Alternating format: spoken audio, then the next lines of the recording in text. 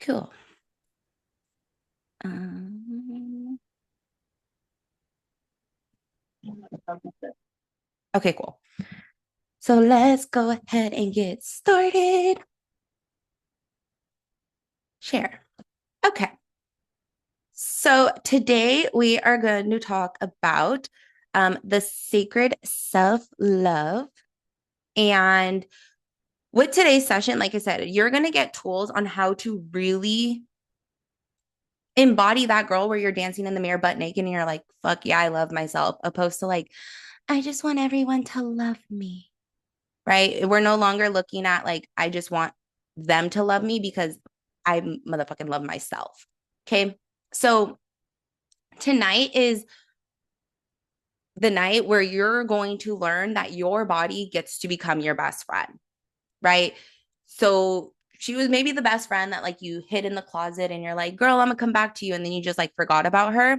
Tonight is going to be about you. It's going to be about learning how to be in touch with your own presence before expecting anyone else to do it, right? So with the sacred self-love, which is basically the art of finally treating your body like someone you love instead of someone you tolerate, we are not doing the corny Pinterest self-love that you kind of see on social media. Like we're definitely not going to talk about like taking bubble baths and like forgive your trauma bullshit that like you also hear people talk about. Like today I'm going to teach you like how to do the real work and the tools to really do the real work.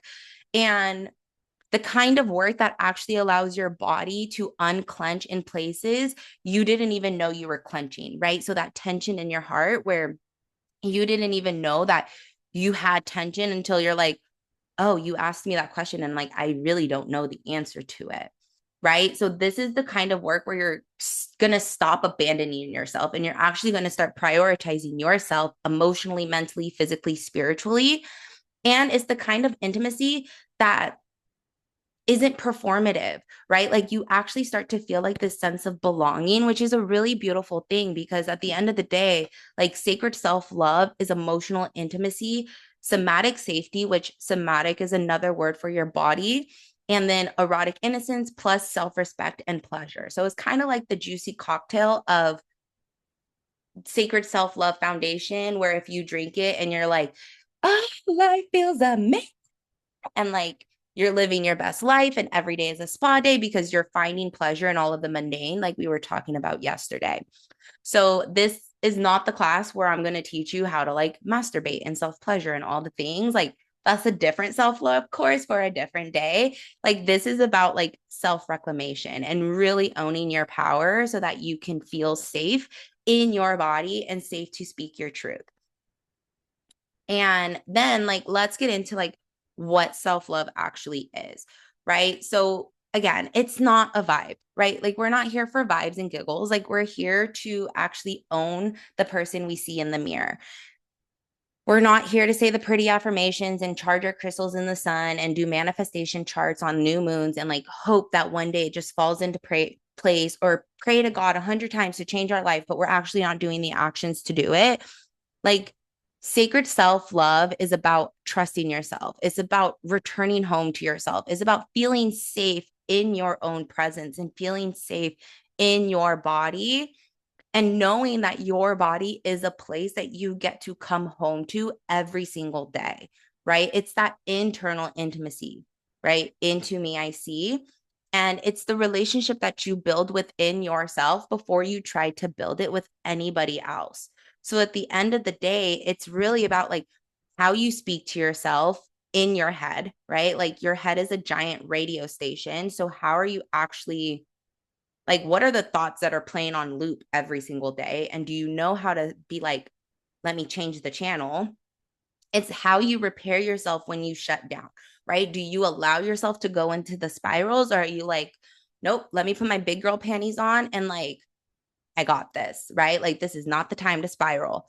It's also about how you hold your body when she's shaking, right? So we've all had those moments where you feel it in your body and you're like, I'm anxious, I'm heartbroken, I'm angry, I'm this, I'm that. And you're like, shaking, physically shaking, and you feel it and you're like, I don't know what to do.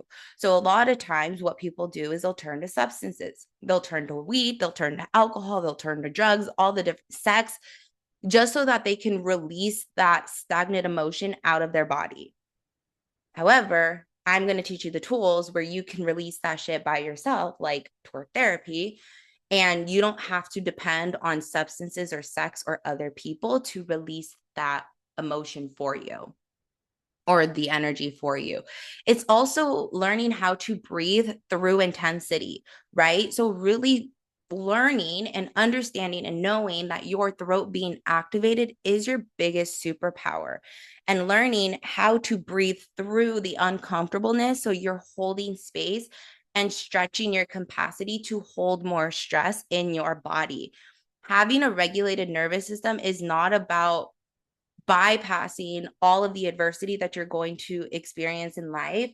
Having a regulated nervous system is actually learning how to expand your capacity to hold anxiety, to hold stress without buckling over. And then it's about how you're meeting yourself in the darkness without abandoning yourself, right? Like confronting your shadows, confronting your fears, confronting your judgment, confronting not being liked by people, by being bullied by other people, and really holding space for yourself to be like, I'm not going to abandon myself to try to people please for other people so that I'm no longer getting hated on. Um, and giving your permission to show up as she, right? So at the end of the day, like, your self love isn't about looking sexy or being hot. It's actually about like owning your truth of your inner body and knowing that you can't have deep intimacy with a partner until you have deep intimacy with yourself, right? You can't expect others to love you, respect you, hold you, appreciate you, or understand you if you don't do all of those things by yourself. You can't open up your throat in sex if you can't if you shut your voice down all day in person, right? You can't surrender in pleasure if you're constantly hiding in the shadows because you don't want to be too bold, or you don't want to stand out, or you don't want to be noticed, right? You have that visibility wound. So if you're gripping through life like you're trying to hold everything together like duct tape, and you're trying to have control on everything because your need for control is keeping you safe, then you're not really going to experience the life that you really want, right? Like that rich life. And so, intimacy with yourself is the most important thing because it's the root of every other form of intimacy that you want to experience in your life, in the bedroom, with your friends, with your children when you had them, with your parents, with whoever. And most women, like, we're taught how to love other people first before we're actually taught how to love ourselves, which is a really interesting thing to think about. Like, we're taught how to care and nurture and treat other people, but we're never taught how to actually like do that for ourselves. And so self-love is really about like reparenting yourself and understanding the 6 levels of intimacy, which we're going to have a whole day dedicated to this tomorrow. But for right now, like, we can just briefly go over it. But before I dive into it, like, if you get one thing from today or from tonight, like, understand that oftentimes, like, when you see a woman that is hungry for something else, right? Like, you're wanting more finances, you're wanting more love, you're wanting better sex, you're wanting more friends, like, you're just hungry for something else in your life where you're like, I know my life is meant for something else other than what I currently have. Deep down, like, you're actually really fucking hungry for yourself, right? Like, you want to be more of yourself. You want to really experience the parts of you that are being hidden because you're trying to people please. So it's really about like no longer pushing that shit down and really owning your existence and really owning your expression as a woman, and really taking yourself to a place of meeting your depths, right? Like meeting your shadows, meeting the darkness, meeting the really ooey gooey parts of your body and your heart and your mind, and really craving for that openness to where you're like bringing that into the real world.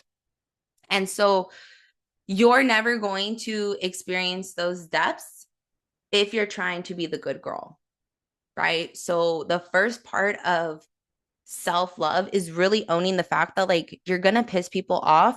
People aren't going, not everybody is going to like you, and that's okay.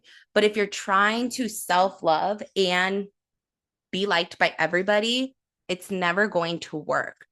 So the 6 levels of intimacy is really where you have to focus, because so many people focus on just the physical aspects of intimacy, right? Like sex, touch, pleasure, sensation, but it's also like rest and nourishment and sleeping.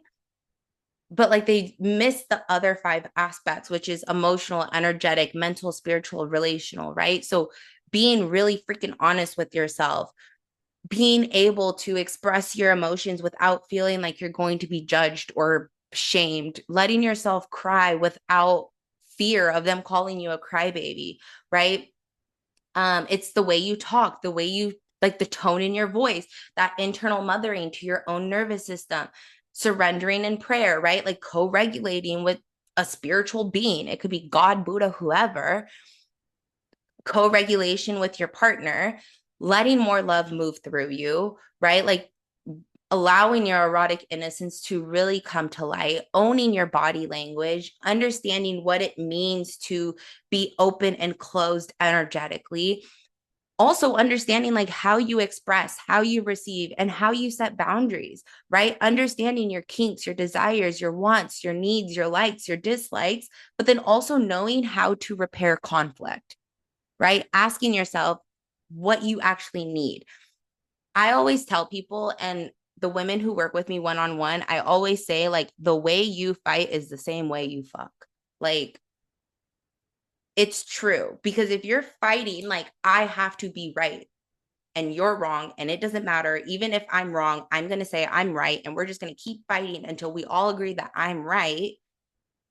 You're going to bring that energy in the bedroom where there's this power play of like trying to prove and trying to prove who's better and performing sex rather than just being like, let's just dance. Let's talk about this. Let's be grown-ups.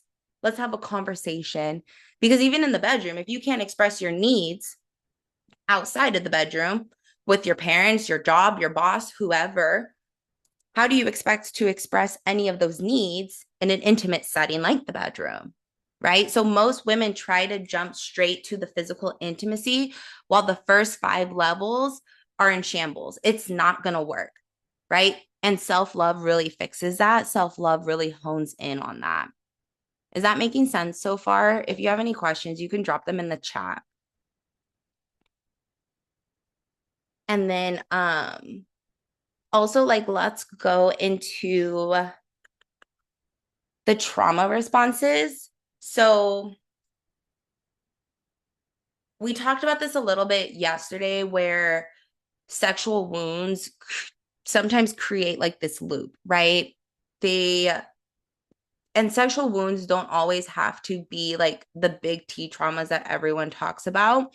It could be simply like generationally, where losing your virginity outside of marriage is a sin, and your sexuality is something you barter with, and if you have too much of a body count, you're a hoe, and like all these like stigmas that they have on women's sexuality, those are sexual wounds, and that's also creating a trauma response in your body that keeps you in this loop.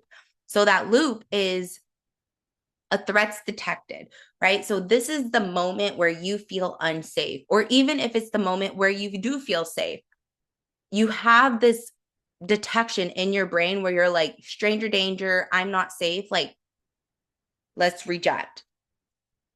Then once you have that signal of being triggered, your body starts to tense up, right? So you might feel like you have like a hairball in your throat. You might feel like you're about to have a panic attack and your chest is tightening up. Maybe you feel like butterflies in your stomach.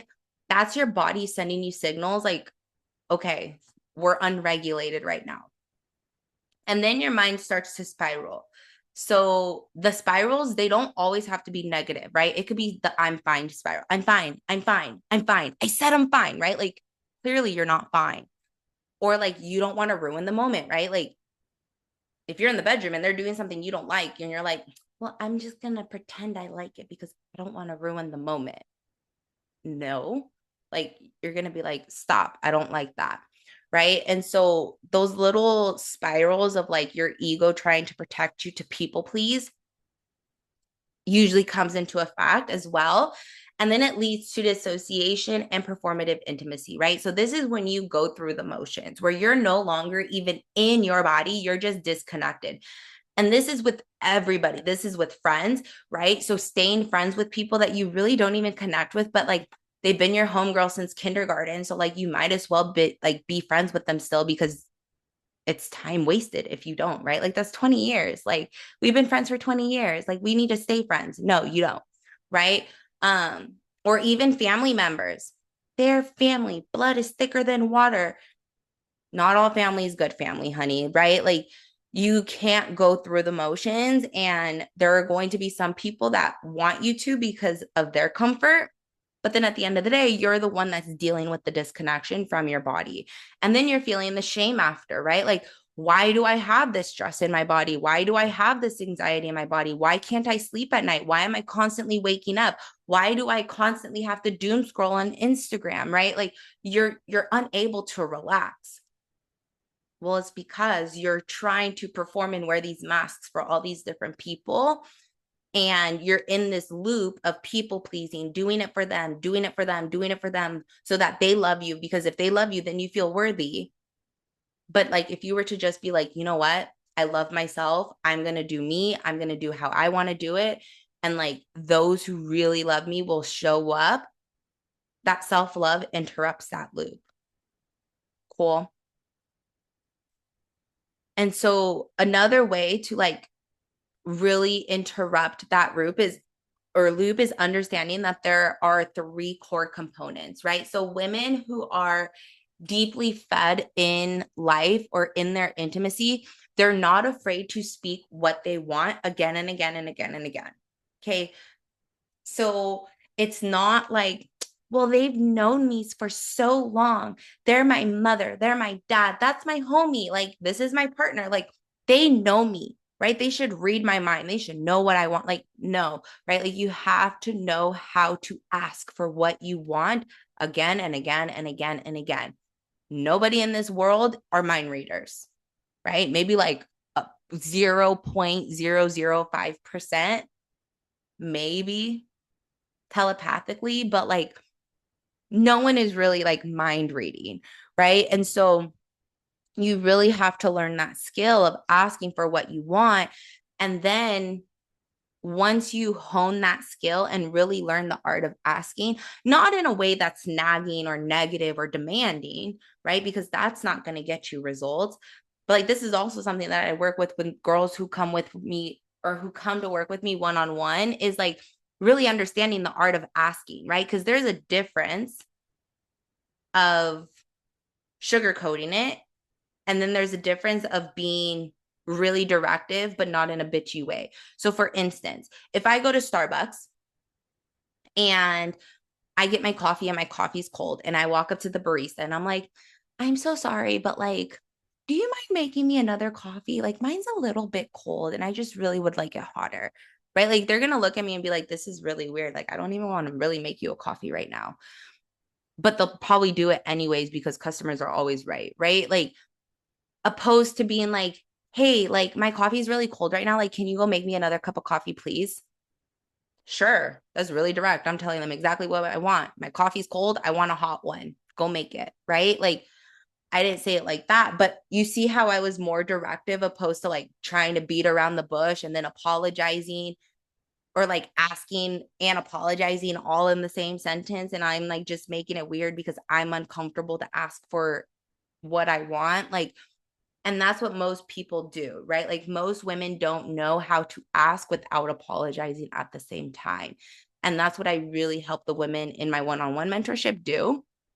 But then also like you have to know how to, I kind of call her like the honey dripping woman or like melting like butter in the sun. I don't know why that vision just like came to my head, but like we'll go with that, right? Like if you have to be the butter melting in sun type of woman. And so what I mean by that is like you don't want control. You don't want to have control over everything you do, right? You want to fucking melt like butter in the sun, right? Like, ooh, life feels so good right now, right? Like, I just have no control and it feels amazing and everything is working out for me, right? That doesn't mean you're just like la la land delusional and like going with the wind. There's structure, but then you also have this of like really enjoying the pleasures in your life, really enjoying what life has to offer because you're like melting into that experience. Does that make sense? Yeah. And so as we continue to go on about this, like self love is ultimately like trusting yourself, right? Like not abandoning yourself. It's also self intimacy, right? So knowing how to meet your emotional needs. And then you teach other people how to meet your emotional needs. And then honoring yourself, right? Like treating yourself the way you want other people to treat you, right? There is in the freaking Bible, right? Like love your neighbors how you want to be loved or whatever it says. Like it's the same thing for you, right? Like treat yourself how you want other people to treat you. Treat yourself how you treat other people, right? Sometimes we treat other people way better than we actually treat ourselves. And these aren't, and like these are built, right? Like these are skill sets that are built on top of each other. It's not found. It's not just like a textbook you read and you're like, I have the magic equation. Like, no, you don't just wake up one day full of self-love like it's an Amazon Prime delivery, right? Like you don't get it next day shipping. You have to practice it. You have to embody it and you have to remember it. And like there's a science behind it, right? Like your body is a giant memory board for everything you experience in life. And your body holds memories for up to 13 generations. So 13 generations before you are impacting you today, as well as what you're doing in this life at this moment is going to impact people who are 13 generations after you. So I always say, like, if you're not going to heal for yourself, be the fucking torchbearer for every other woman that is coming up after you in your generation, right? Because it is going to impact them. And so your amygdala, which is your fight or flight aspect of your brain, stores the threat and sexual memories, right? So this is the part that tells your brain your sex story, which I forgot to do it yesterday, but I will put it in the WhatsApp chat today, is that journal prompt of like when was the first time your like when did your sex story really start? Because that is really important. Understanding like what your real belief around your sexuality really is and when did that first get shaped. Um, and then your hippocampus, right? So this stores the emotional context. So this is the meaning, right? It's one thing to be like, I'm crying, but if your brain's like, okay, great, you're crying, but are you sad crying? Are you mad crying? Are you crying out of frustration? Are you crying because you're hurt, like you're physically injured? Like that's the emotional context of adding meaning to it, which emotions are taught, right? Like that right there is showing you that emotionally, like you're emotionally taught. If you look at a baby and you take a baby fresh out the womb and they're crying and you're like, oh my gosh, they're happy. That baby is eventually going to associate crying with happiness. But we don't do that, right? Like we're like, oh, they're crying. What's wrong? So then we grow up thinking that every time you cry, there has to be something wrong, right? Or if you're smiling, we're gonna be like, oh my God, they're happy. But like if you teach a baby, like every time they smile, like, oh, he's so angry, then they're going to associate smiling with anger. So just know that as well. Like your emotions are taught. And just like as they were taught by your parents, you can retrain yourself to associate different contexts with your emotions. And then your prefrontal cortex, which it isn't even fully developed until the age of 25. So the prefrontal cortex is the front part of your brain. And this is where all your impulses happen, right? So this is where it tries to make logical sense of what is going on.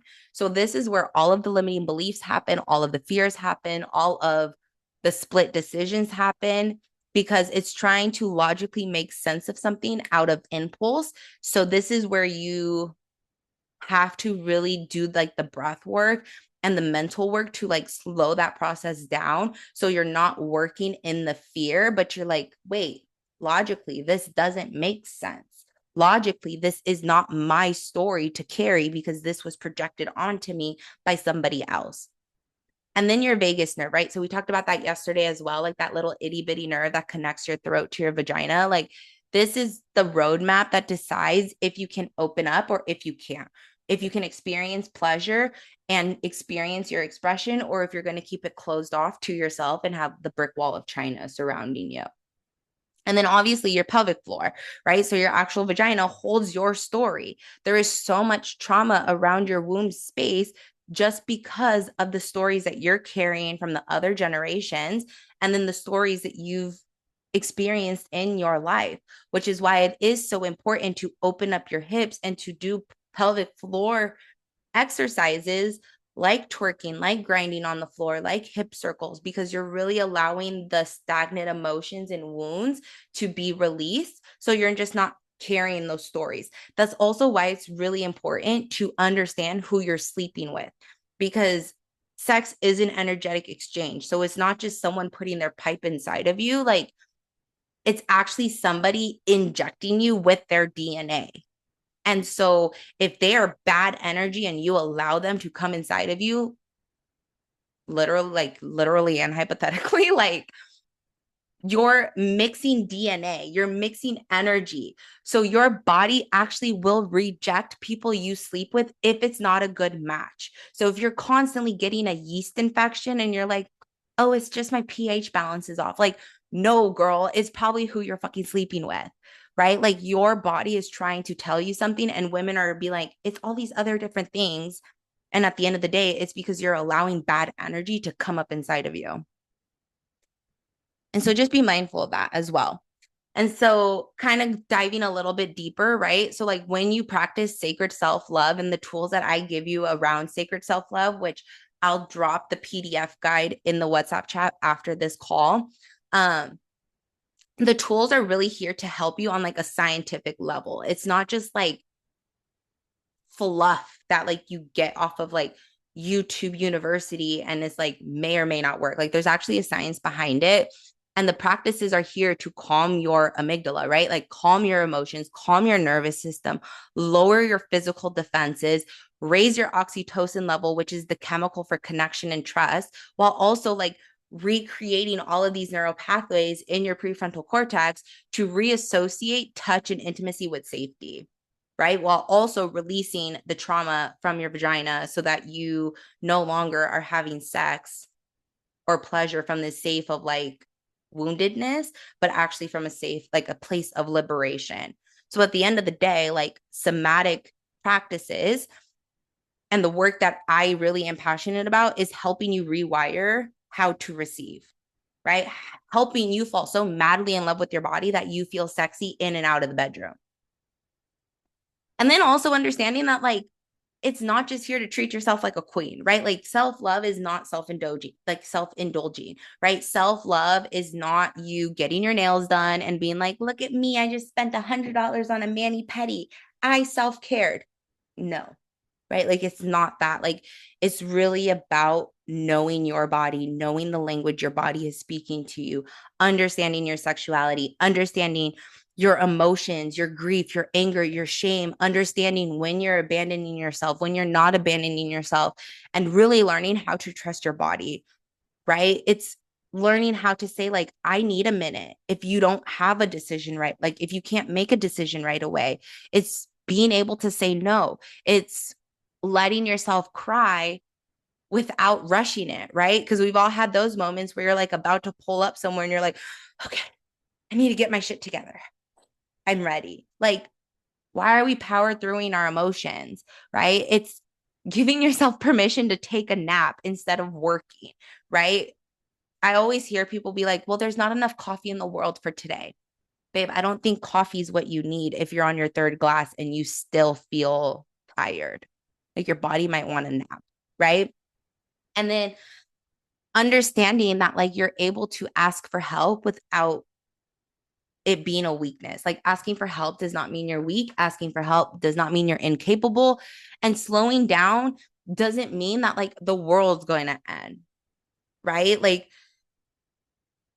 I think that's the biggest one. And that's one thing that I really loved about moving out of California is like Texas is a slow life. Like life is so slow out here.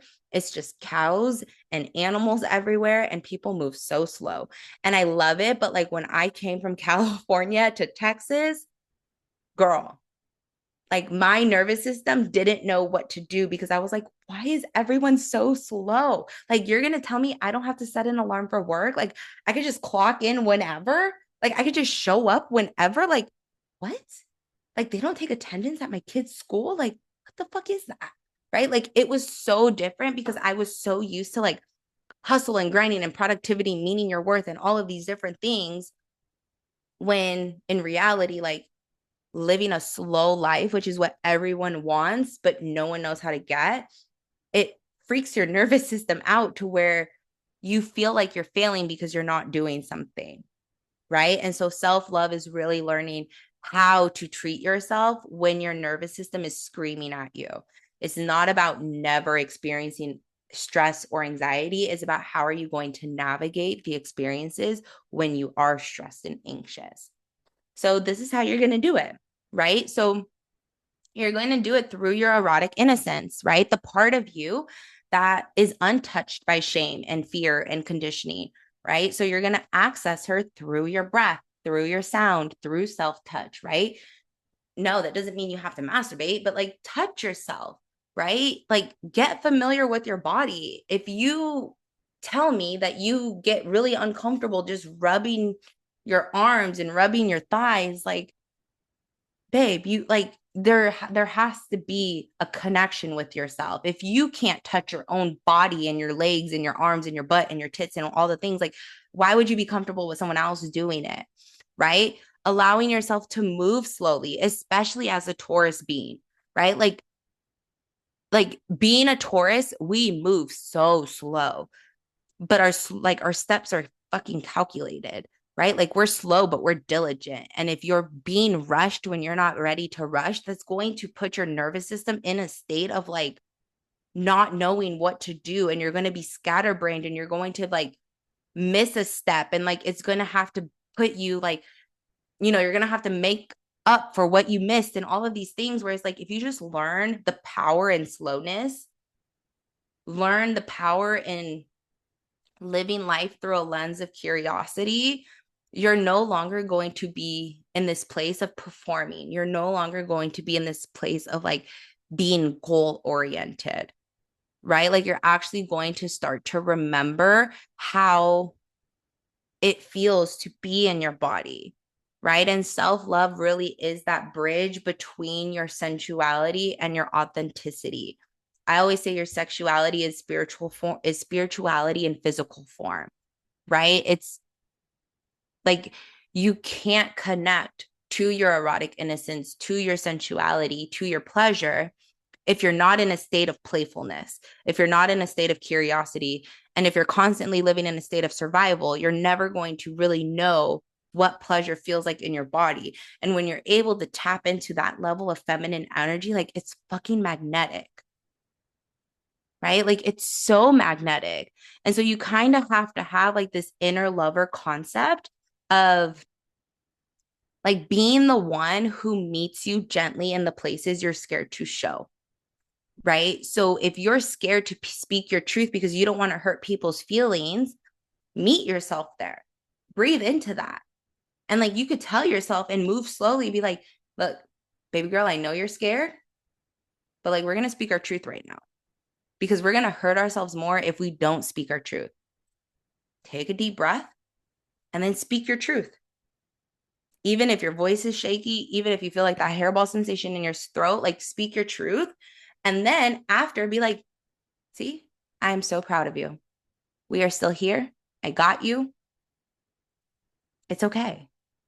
Right. And then training your body that it is okay to continue to speak your truth in those little micro, subtle, internal lover moments is what's going to continue to allow you to build the skill set to demand what you want, right? To ask for what you want. And if you don't know how to show up for her, like, how do you expect anybody else to show up for you? Right?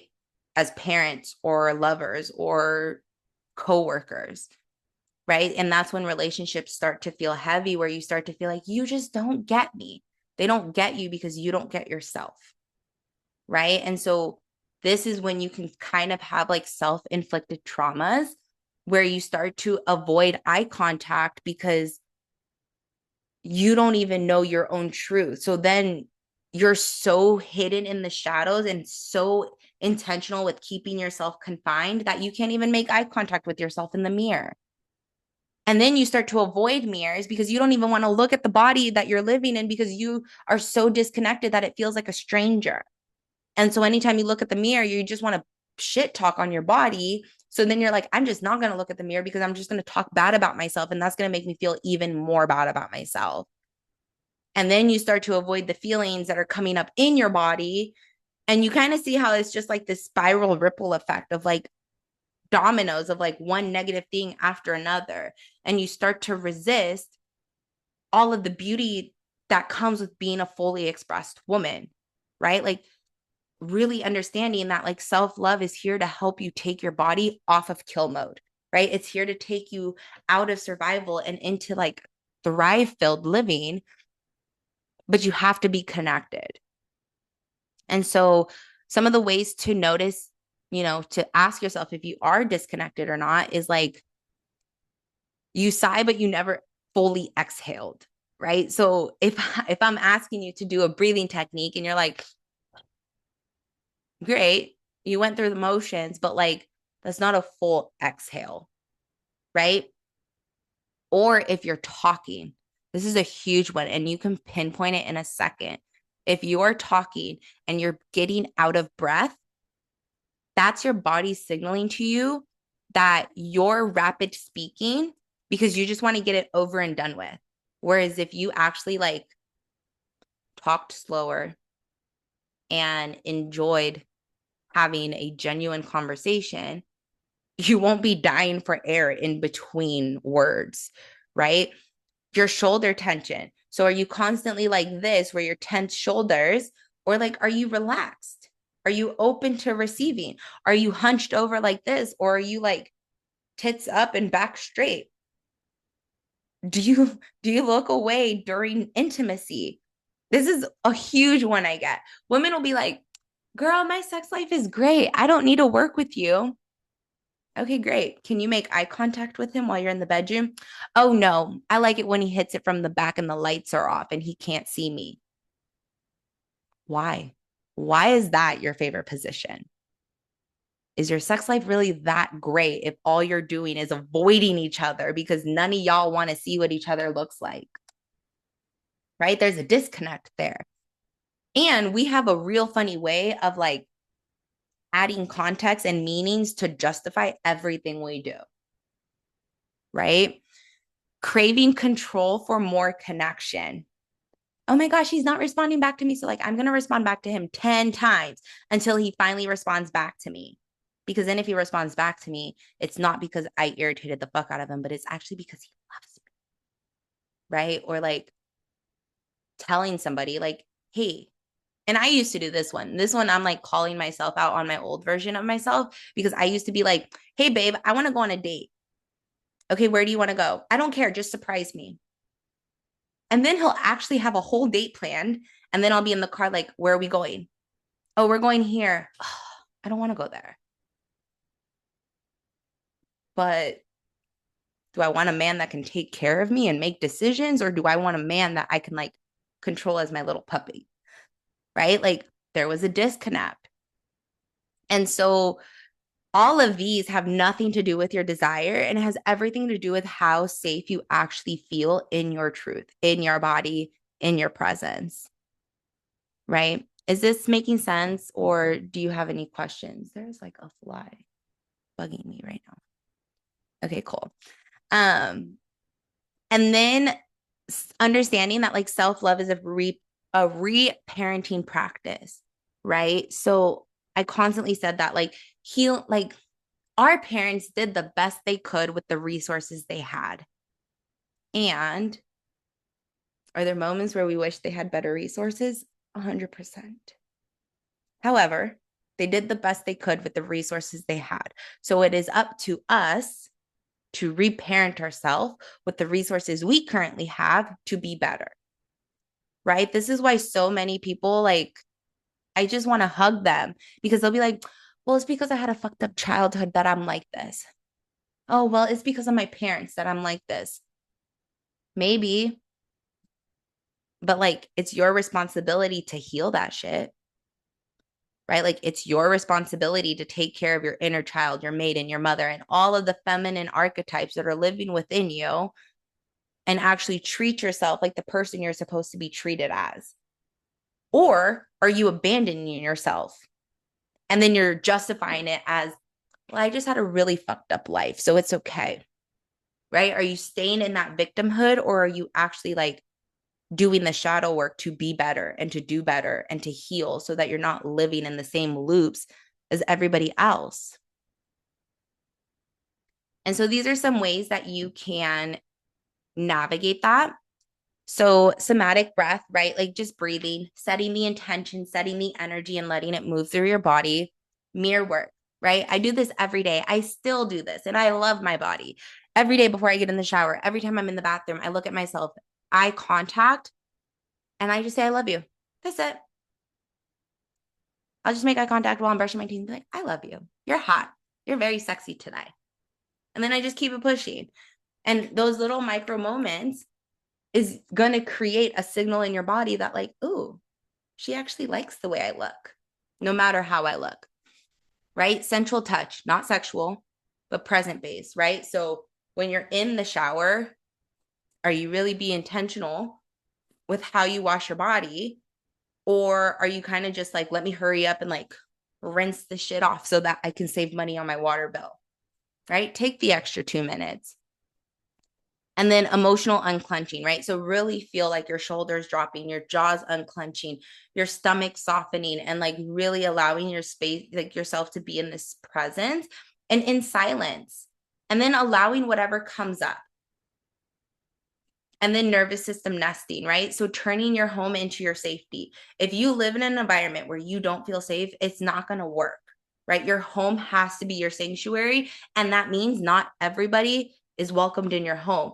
So for me, when I was living with my mom, right, that's her house. I can't control who she brings in, but I can control who comes in and out of my bedroom and the energy of my bedroom and making my bedroom that personal sanctuary, right? So you have to have a space in your house where your body learns that in this environment, I'm allowed to release, right? So for me, for a really long time, especially when I was in college living in dorms, this was my car. And it still is my car to this day. Like, I'll go to my car and I'll punch the shit out of the steering wheel, and I'll cry and I'll scream and I'll do the whole thing. And like, that's my safe place because there's no kids there. There's nobody there. This is just my car. So try to find that space for you. And then understanding the feminine versus the masculine in your body, right? So are you leaning more towards one, or is there an even balance between the energies? So feminine is receiving, masculine is providing. Are you doing more of the doing, or are you doing more of the receiving, right? Are you giving, or are you open? Which one do you lean more towards to? You have both. You need both.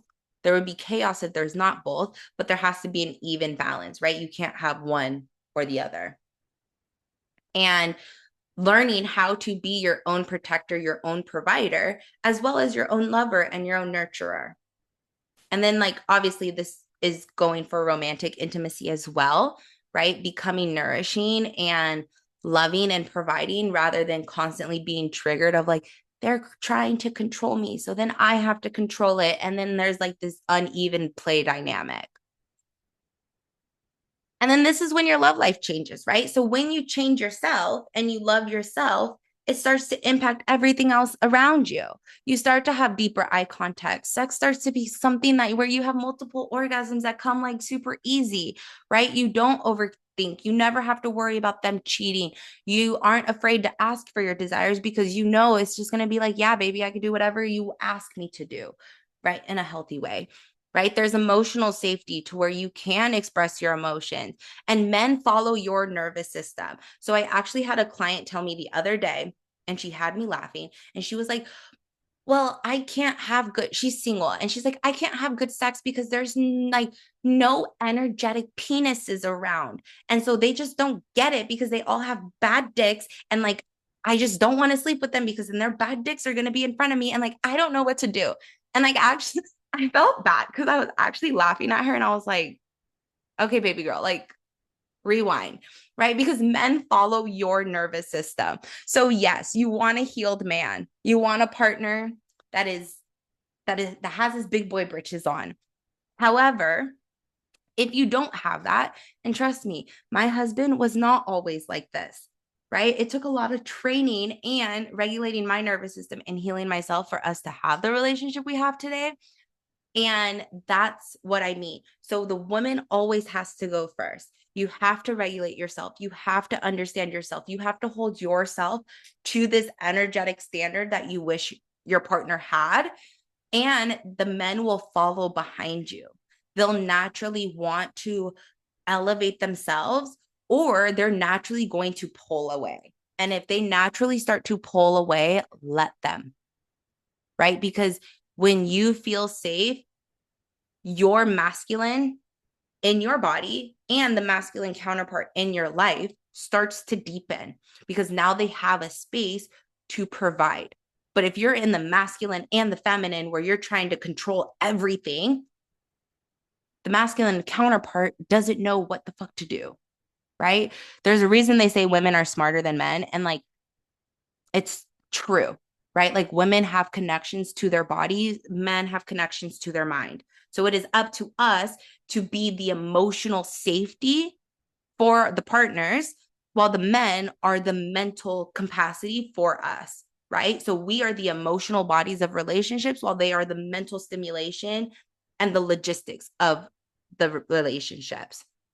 So the way I explain it is like rivers, right? So if you have a riverbank, women are the water and men are the rocks, and they dictate where the river flows.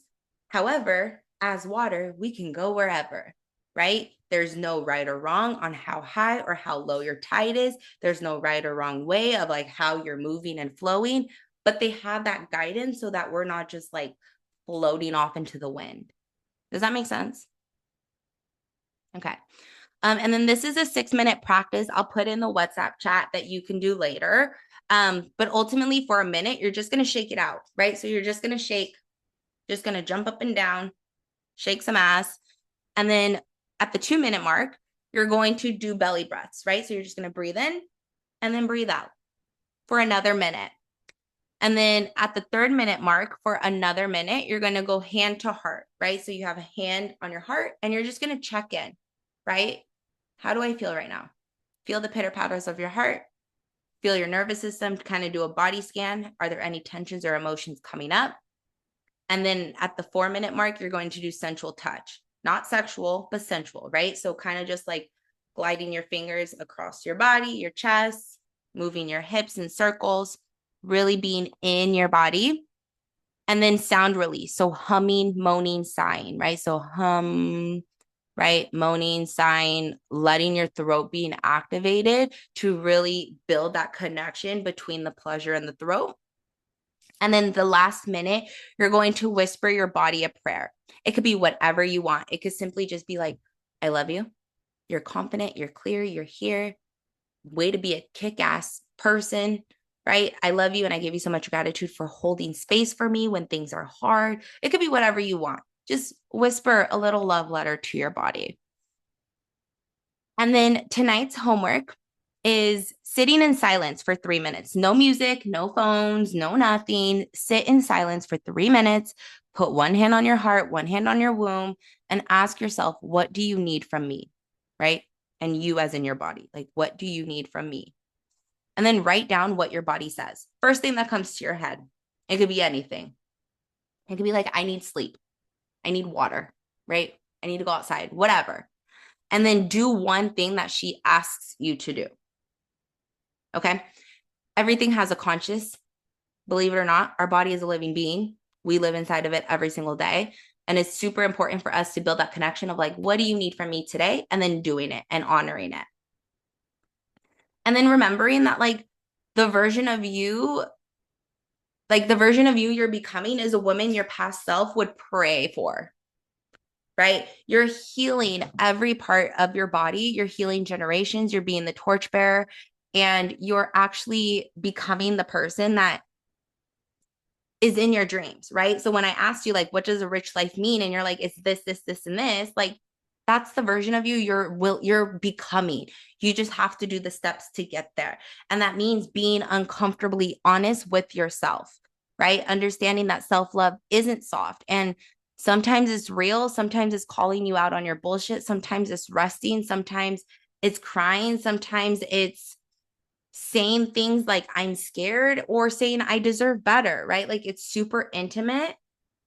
And as we move into tomorrow and the next couple of days, like we're really going to bring this all together.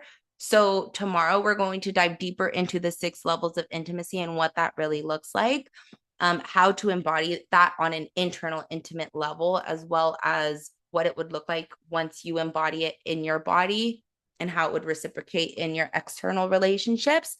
And then again, post what you came up in your integration exercise in the WhatsApp to be entered into the raffle. And if you have any other questions, you can drop them in the chat. If not, you can have the most amazing night, and I will see you tomorrow. Oh, no. Hold on. My mom has a question. Yes. What's your question? I would like to know in the healing of the vagina trauma. Can you hear? Yes. I heard was healing vagina trauma. uh, what are some more steps you could try to heal that? Okay, I just want to make sure I'm understanding correctly.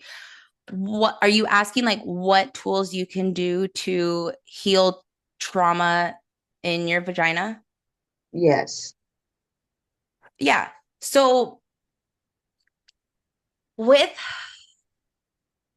part of it is getting really comfortable with yourself, right? So as someone who has personal experiences with like being raped and things like that, one of the biggest things that you have to learn is really creating that safety in your body of being touched, right?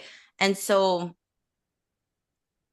a lot of that just comes from building that self-love and building that connection with your own touch, and then slowly into like implementing external touches, right? So what I would say to you, like, yeah, like we call them yoni rituals, but in a like outside of like white spiritual girl lingo, it's like masturbate. That's it.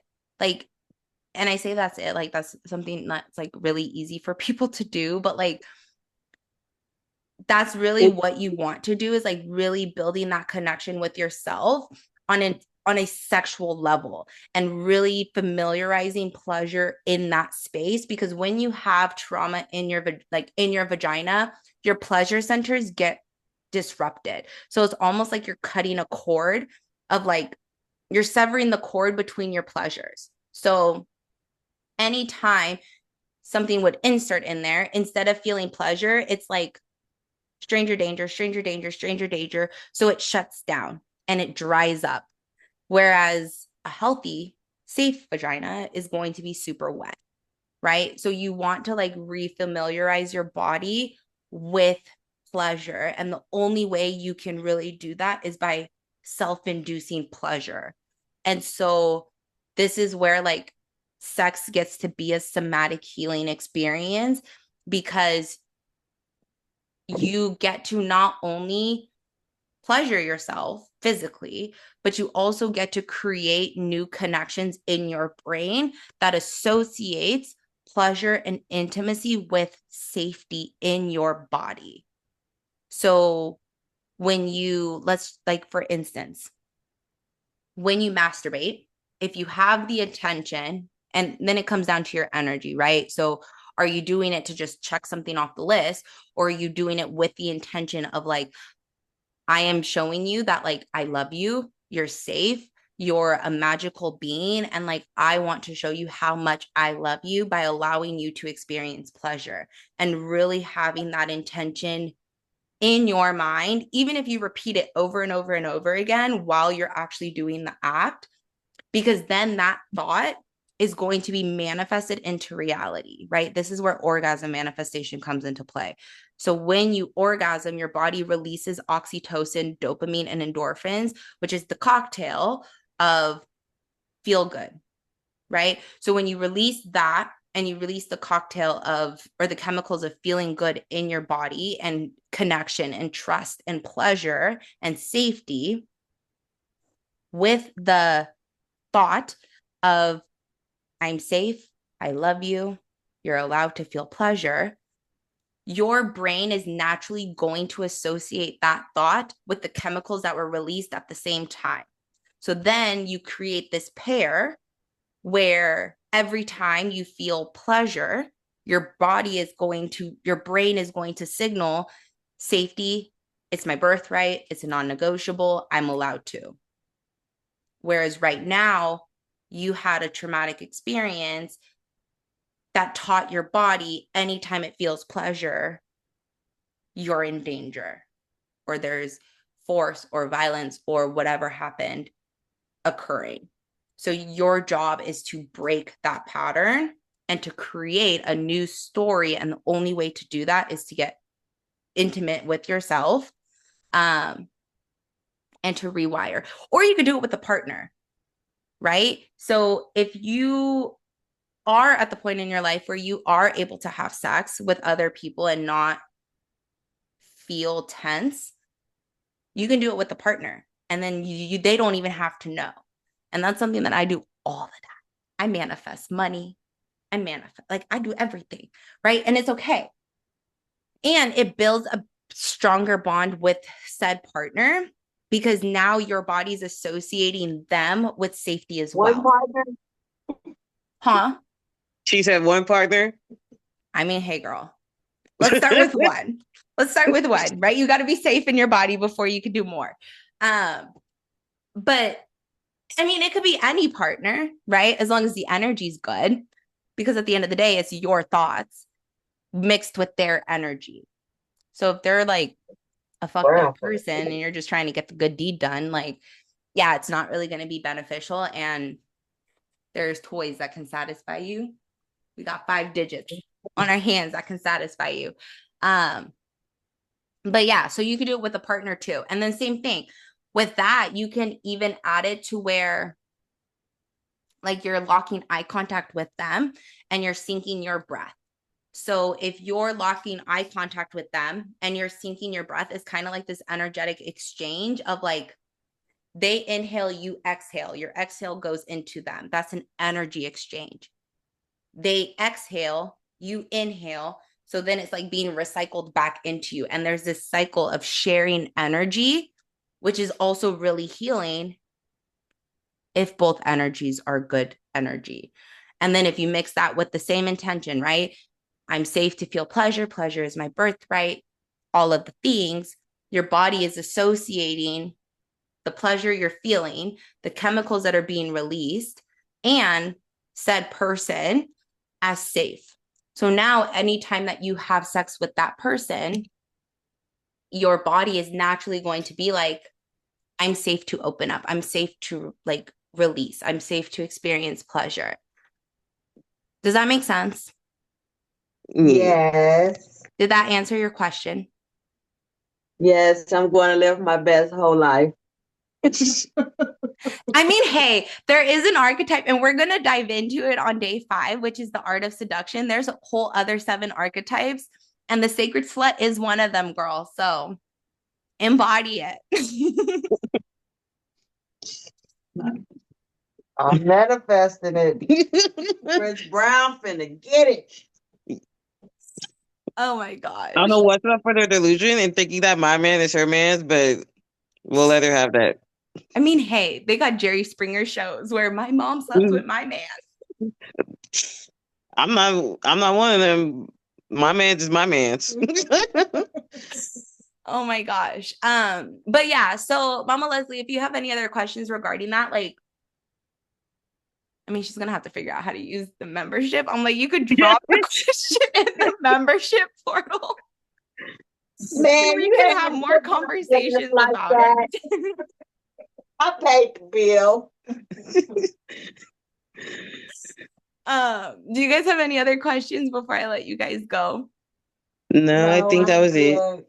Okay, cool. Great. I'm excited to see you guys soon. I am too. Yay. All right, I'm gorgeous. coming I'll Texas have a in good night. January. You're gonna have to cook for me. What'd you say? She said she's coming to Texas in January. So you're gonna have Oh to cook for her. yeah. I'm down. I'm down. I'll cook. I made a bomb dinner tonight too. It was so good. Yeah, and you know she has that Italian blood. I do. Black and Italian, girl, I know how to throw down in the kitchen. It's my pop-pop's birthday in January. We're coming out for the weekend. We're going to Oh, SeaWorld. fun. That's fun. Well, have so much fun. It's like 9:30 here, so I'm gonna go to bed. But Yay. yeah, I'm gonna go show off her how to here use the another. membership so we can talk about it if she has any other questions. Um, Okay. and then yeah, let me know. Okay. Well, have a good Perfect. night. I'll Bye. see Have a you good night. tomorrow.